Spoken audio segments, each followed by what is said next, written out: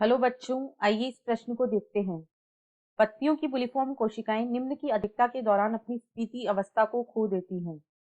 विकल्प ए स्वांगीकरण, विकल्प बी प्रकाश संश्लेषण, विकल्प सी वाष्पोत्सर्जन या विकल्प डी श्वसन। इस प्रश्न की जो मुख्य अवधारणा वह है बुलिफॉर्म कोशिकाएं। बुलिफॉर्म कोशिकाएं, ये कोशिकाएं केवल एक बीजपत्री पादपों में पाई जाती है। बुलिफॉर्म कोशिकाएं ये ऐसी कोशिकाएं होती हैं जो द्विबीजपत्री पादपों में अनुपस्थित होती हैं तथा केवल एक बीजपत्री पादपों में पाई जाती हैं। ये कोशिकाएं कुछ घासों में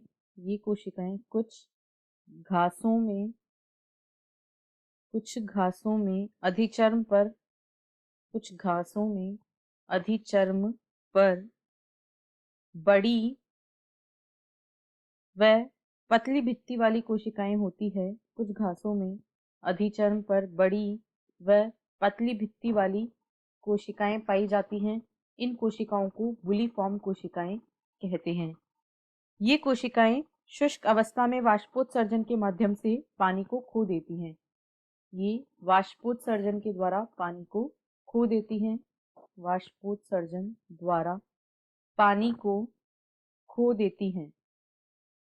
जब वाष्पोत्सर्जन की क्रिया होती है यानी जल का वाष्प के रूप में उड़ना, उसे वाष्पोत्सर्जन कहा जाता है। तो ये जो कोशिकाएं होती हैं ये वाष्पोत्सर्जन की प्रक्रिया के द्वारा पानी को खो देती हैं और इसी कारण जो पत्तियां होती हैं वे रोल हो जाती हैं या वे मुड़ जाती हैं। पत्तियां मुड़ जाती हैं। बुलिफॉर्म कोशिकाओं से जल की हानि होती है वाष्पोत्सर्जन के द्वारा और इसी कारण उनकी स्फीति अवस्था जो होती है, पानी की हानि के कारण स्फीति अवस्था खो जाती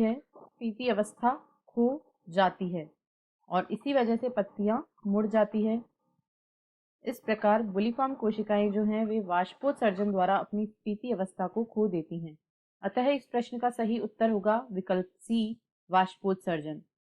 स्वांगीकरण, प्रकाश संश्लेषण या श्वसन, इन तीनों ही प्रक्रियाओं से स्फीति अवस्था पर कोई फर्क नहीं पड़ता है। आशा है आपको प्रश्न समझ आया होगा। धन्यवाद।